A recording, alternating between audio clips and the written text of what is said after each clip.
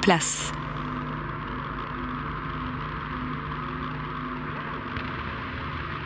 Au début, il y a la Lune.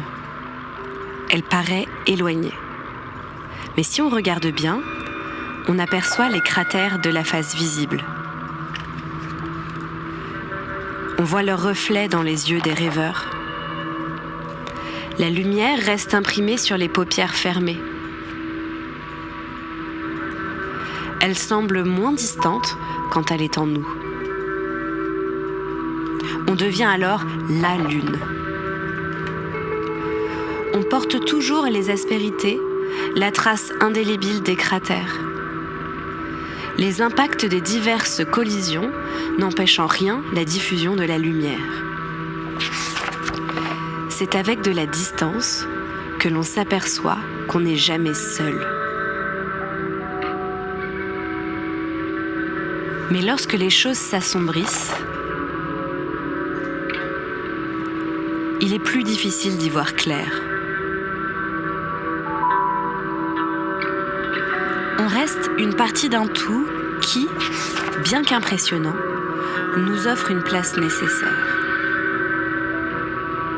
Quand alors le cycle reprend, il suffit d'ouvrir les yeux à nouveau. Tout semble différent. On regarde soudain les mêmes choses, mais le point de vue se déplace. Il est alors temps d'être soleil. Rayonner dans toutes les directions du système qu'on a contribué à créer.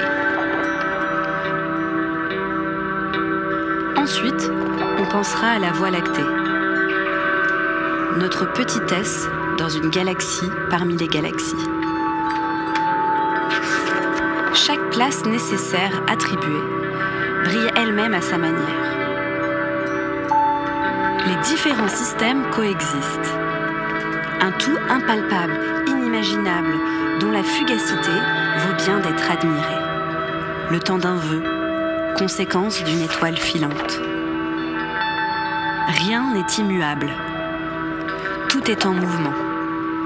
Et à la fin, ce n'est jamais tout à fait la fin. C'est aussi quelque part le début.